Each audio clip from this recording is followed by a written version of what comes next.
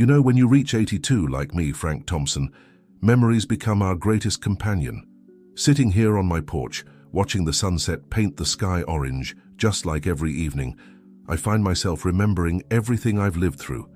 And let me tell you, it's quite a lot. I was born in 1942 in a small town in Kansas that's not even on the map anymore. It was absorbed by a larger city. It was a different time, when we'd wake up to roosters crowing and go to bed when the sun set. My father, Robert, was a simple man, a farmer who could read the weather by looking at the sky and knew every inch of soil by touch. My mother, Elizabeth, well, she was a force of nature, raised 7 children, kept the house, helped on the farm, and still found time to make the best cornbread I've ever tasted. I remember my first day of school like it was yesterday. It was 1949. I was 7 years old and walked 3 miles to school with my older siblings. We went down a dirt road that turned into a real muddy mess during rainy season. Our teacher, Mrs. Anderson, was strict but fair. She had a wooden ruler she used to point at the blackboard, and occasionally to rap the knuckles of mischievous students. That never happened to me, not because I was a saint, but because I learned early to be clever. The school was just one room, with students of all ages together. While the teacher taught multiplication tables to the older kids, we younger ones practiced our penmanship in lined notebooks. The smell of chalk and freshly prepared lunch still lives in my memory. It was usually cornmeal porridge with milk, but to us it seemed like a feast. My childhood was rich in experiences, even if we were poor in money. We didn't have store-bought toys, but that was never a problem. We made our own fun. Tin can cars, wooden tops my father would carve, slingshots for hunting birds, something I don't approve of anymore, but was common back then. On Sunday afternoons after church, all the kids would get together to play baseball in a makeshift field with goalposts made from bamboo. The ball? It was made from old socks, stuffed with cloth scraps and sewn by my mother. Work started early for me, as was common back then. By age 10, I was already helping on the farm, planting, weeding, tending to animals. That's where I learned the value of honest work and the importance of doing things right. My father always said, "Son, a job well done never needs doing twice." That lesson stuck with me for life. Teenage years brought their own adventures and discoveries. That's when I met Mary Jane, my first girlfriend, at church dances. She had honey-colored eyes and a smile that lit up the whole hall. We'd dance close to country music, under the watchful eyes of her parents. Dating back then was all about respect and limited contact, but our hearts beat just as fast. In 1960, at 18, I decided it was time to seek something bigger. The big city was calling, with its promises of opportunity. It was hard leaving family behind, but my dreams were too big for our small piece of land. I caught a bus to Chicago with a cardboard suitcase, a few changes of clothes, and my parents' blessing. Chicago was a completely different world from everything I knew. The buildings seemed to touch the sky. There were so many cars it made my head spin, and the noise never stopped.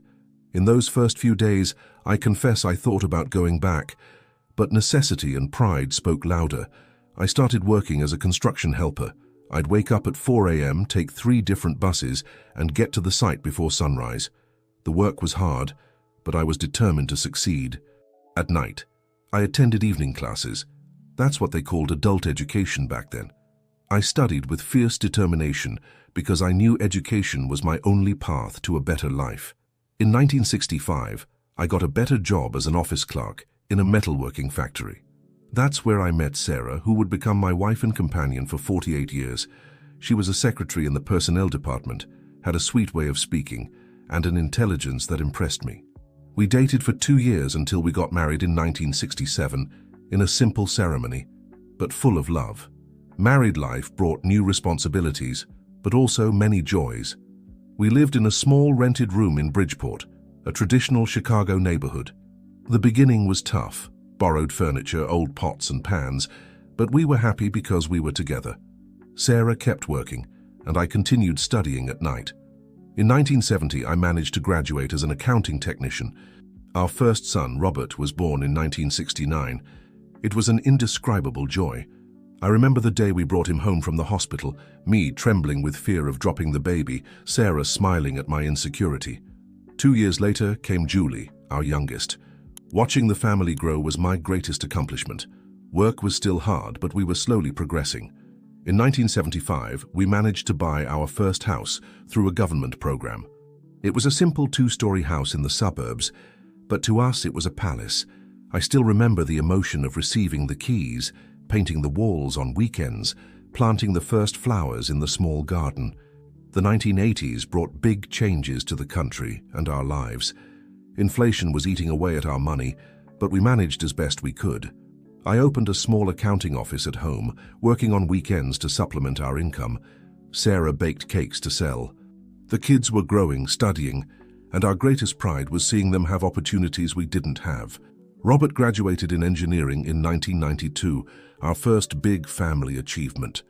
Julie followed the path of law, graduating in 1995. Seeing our children graduate on their way in life made me feel that all the struggle had been worth it. Retirement came in 2002 after 42 years of work. It was a time of adjustment. After so long in the rat race, it was strange to have free time. But Sarah and I made the most of it. We traveled to see the country, took care of the grandchildren who started arriving, tended to our garden.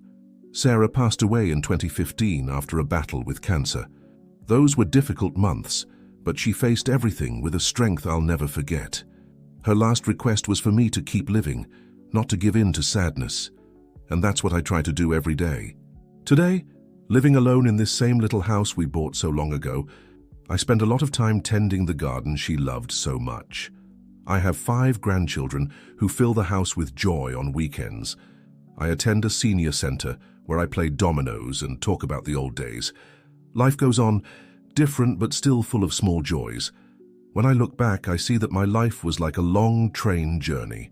It had its ups and downs, beautiful landscapes and some tougher stretches, people who got on and off at different stations, but it was a journey worth taking. I learned that the secret isn't in the big achievements, but in the small joys of everyday life. Fresh coffee in the morning, a grandchild's smile, a good conversation with a friend. If there's one piece of advice I can give to younger folks, it's don't be in a hurry. Life has its own pace, and each phase has its own beauty. Enjoy the journey, because when you get to my age, it's the memories of the journey that matter most. And here I am at 82, still learning, still surprised by the twists and turns the world takes. Technology sometimes scares me. These cell phones that do everything, the internet my grandkids try to teach me to use. But I also marvel at the progress, at the possibilities young people have today. My routine now is quiet. I wake up early, as I always have, tend to my plants, read the newspaper, I still prefer the paper version, do crossword puzzles to keep my mind sharp. 3 times a week I go to the senior center, where I meet friends, play dominoes, participate in activities. It's a simple life, but a good one. I'm proud to say that despite the difficulties, I never lost faith or the will to keep going. Life taught me that it doesn't matter how many times you fall. What matters is always getting back up. And that the best things in life aren't things, they're moments, they're people, they're memories we keep in our hearts. Now, sitting here on my porch, watching the sun set once again, I'm grateful for each day lived, each experience, each person who crossed my path. Life may not have always been easy, but it was rich in lessons and love, and in the end, that's what matters. As my mother used to say, life is like a patchwork quilt. Each little piece has its story, its color, its importance, and it's the union of all these little pieces that makes it beautiful. And so I keep living, stitching my days with the threads of experience and gratitude, making my own quilt of memories.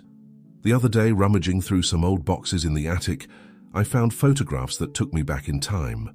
One of them, yellowed and with worn edges, showed the first class I taught as an accounting instructor in 1985.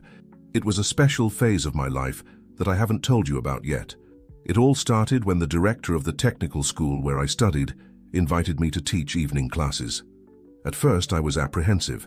It's one thing to know how to do something, another to teach it. But I ended up accepting the challenge, and it was one of the best decisions I ever made. Seeing the spark in students' eyes when they understood a difficult concept, sharing not just technical knowledge, but also life experiences, it fulfilled me in a different way. Many of these students came from the same place as me, workers by day, dreamers by night, seeking a better life through education. I especially remember Jack, a young man who worked as a janitor and dreamed of having his own business. He struggled with math, but had impressive determination. We'd stay after class, me explaining, him practicing. Years later, he opened his own accounting firm. When he ran into me at an event, he made a point of introducing me to his family as the teacher who changed my life. I confess I cried that day. Speaking of emotions, there's a funny story that happened on my 70th birthday. My children organized a surprise party, but I accidentally ruined the surprise. I came home early that day because it was raining and found everyone hidden in the dark living room. We laughed so hard, we even forgot to sing Happy Birthday. Another memory that makes me smile is the trip I took with Sarah to visit my hometown in 1990. The place had changed so much I barely recognized it, but the smell of the earth after rain, that was still the same. We met some distant cousins, visited the church where I was baptized, which miraculously was still standing. Sarah said she had never seen me as emotional as I was those days. Life teaches us in curious ways. When I was young, I was in a hurry, wanted to conquer the world. Today, I've learned to value slowness, silence, the little things, like breakfast without rushing, observing the birds that come to eat the berries from the cherry tree I planted, or the pleasure of solving a difficult crossword puzzle, the kind Julie always brings me when she visits. My grandchildren are another source of joy and learning. The oldest, Peter, is always teaching me things about computers and cell phones. The youngest, Emily, loves to hear my stories from the olden days, as she calls them. The other day, she asked me how we watched Netflix in my time. We laughed a lot when I explained that we only had 3 TV channels, if we were lucky. There are days when the longing hits hard, especially for Sarah. In moments like these, I go to the garden, tend to the roses she loved so much. It's as if she were there with me, giving her opinion on which flower needs more water, which needs pruning. Time doesn't heal longing, but it teaches us to live with it. One of the things I've learned by observing life is that everything has its time. The garden flowers don't all bloom together.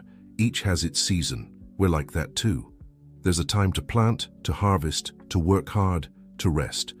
The secret is knowing how to enjoy each phase, because they all have their own beauty. These days, my greatest wealth is all these memories. Each wrinkle on my face tells a story. Each scar holds a lesson. When I look in the mirror, I see not just an 82-year-old man, but all the versions I've been. The country boy, the young dreamer, the family man, the teacher, the retiree who still has much to live for and learn. Life is indeed interesting. When I was young, I thought I knew everything. Now, the older I get, the more I realize how much I still have to learn. As the saying goes, the young know how to run, the old know how to walk. And so I keep walking, slowly but always forward, grateful for each new day, each new discovery, each shared moment. And you know what? I still have dreams. I want to see my great-grandchildren grow up. I want to learn to use this WhatsApp thing everyone uses better. I want to keep tending my garden and harvesting my memories. Because as long as we have dreams, we stay alive, we stay young inside, no matter how many times the sun has gone around. Lately, I've been thinking a lot about the changes I've seen happen in the world. When I was born, we didn't even have electricity at home. We used oil lamps, and stories were told around the wood stove. Today, I see my grandchildren with these cell phones that are like pocket computers, talking to people on the other side of the world as if they were in the next room. I remember the first television that arrived on our street back in 1960. It belonged to Mr. Johnson, the grocery store owner. On soap opera nights, the whole neighborhood would gather at his house. The kids sat on the floor, adults on chairs brought from home, and there was always someone standing in the doorway. The TV was black and white, the image always full of snow, but to us, it was pure magic. The other day, my grandson Peter showed me a video of a robot that looks like a real person. I was impressed, of course, but also a bit scared. The world is changing too fast. Sometimes I wonder if we're going in the right direction, but then I remember what my father used to say, every time has its time. Speaking of time, there's one thing I've learned with age. The more you live, the more you realize that time isn't a straight line. It's like a web where all moments are connected. An old song plays on the radio, and suddenly you're back at that dance in 1962, dancing with your sweetheart.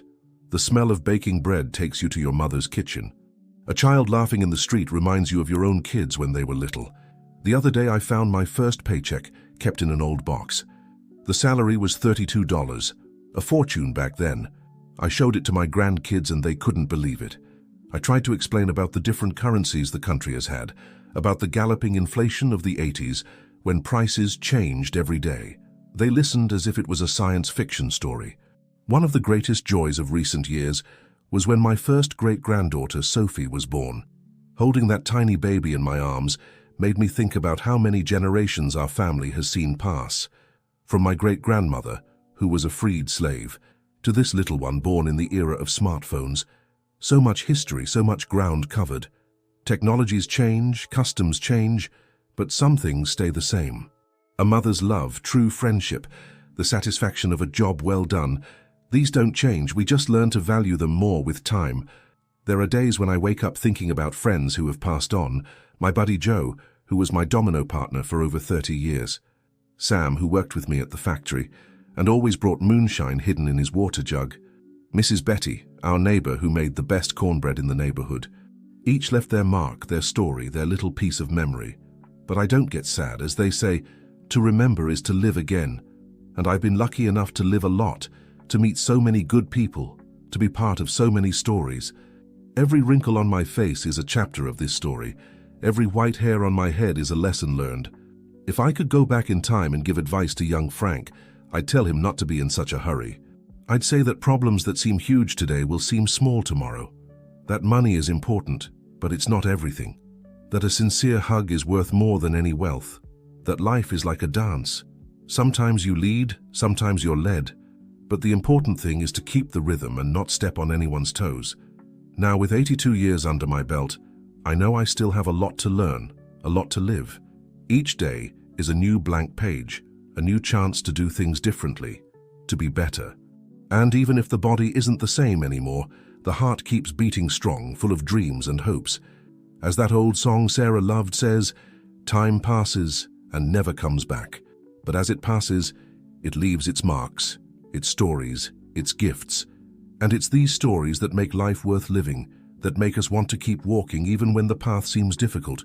And so I keep living day by day, harvesting memories, planting smiles, watering friendships. Because in the end, that's what remains. The love we gave and received, the lives we touched, the stories we lived. The rest is just details. Today, as I write these memories, I realize that life is like a big book. Each day is a new page. Each year, a different chapter. There are sad parts, happy parts, those we'd like to skip and others we wish would never end. Last week, my great-granddaughter Sophie asked me if I was afraid of dying. I replied that I wasn't, that what scares me is the idea of not living. She didn't understand very well, but one day she will. We only start to understand certain things when time passes, when experiences accumulate like leaves in the yard in autumn. At my age, you learn to value silence. Not that empty silence of loneliness, but the peace-filled silence of someone who has lived enough to know that not everything needs words. Sometimes, just observing life happening is enough. In the end, life is this, a collection of moments, some planned, others a surprise. It's like Sarah used to say, happiness isn't in big things, it's in knowing how to see the greatness in small things. And so I end these memories, not because there are no more stories to tell, those never end, but because each dawning day brings its own stories, its own adventures, its own lessons. Life goes on, and as long as it does, I'll be here, living, learning, loving. As that little verse my mother always recited goes, life is a long road that we tread slowly. Each step is a story, each story a place to keep. And here I am, Frank Thompson, 82 years well lived, still keeping stories, still making stories, still believing that each dawn is a new chance to make life worthwhile. Because in the end, what matters isn't how long we live, but how we live each moment we're given. And I can say with a heart full of gratitude that I've lived and continue to live each moment in my own way, simple but true, as I learned from my parents back on the farm, with honesty, with love, and always thanking God for one more day of life. And so I end this story, which actually has no end, because as long as there's life, there will be stories to tell.